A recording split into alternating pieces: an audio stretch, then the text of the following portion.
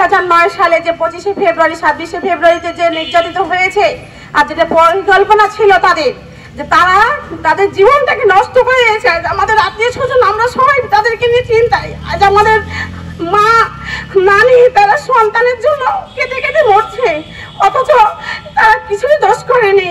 যে জ্বালিয়েছে সে এটা তো বোঝা যাচ্ছে। বিনীত অনুরোধ করছে এই সরকারের কাছে যে আপনারা অন্তত পক্ষে যারা নির্যাতিত হওয়ার পরেও যে 16 বছর ধরে জেলখানায় জেল খাচ্ছে, আর এই যে ওদের গায়ে যে নোংরা অভিযোগটা লেগেছে যে তারা জালিম মিডিয়ার, অন্তত পক্ষে ওদেরকে এই থেকে মুক্তি দেন, তাদেরকে জেলখানা থেকে বের করে আনুন।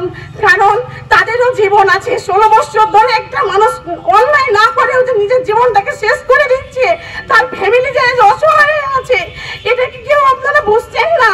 সরকার আসছে অন্তত পক্ষে আমরা তার কাছে এটা আশা করছি যে তিনি এই ব্যাপারটা একটু তুলে দেখবেন। বাংলাদেশের মধ্যে সবচাইতে দুর্ঘটনাজনক, সবচাইতে নৃশংসজনক এই ঘটনা। এই ঘটনার জন্য পুরো ফ্যামিলি, পুরো বাংলাদেশের বিডিআরেরা আজ কতটা অসহায় জীবনযাপন করছে। অন্তত পক্ষে আপনারা এটার দিকে একটু তাকিয়ে দেখেন, আপনারা তাদেরকে মুক্তি দেন। মুক্তি চাচ্ছি যারা দোষ না করেও দোষী। রাখছি। আসসালামু আলাইকুম।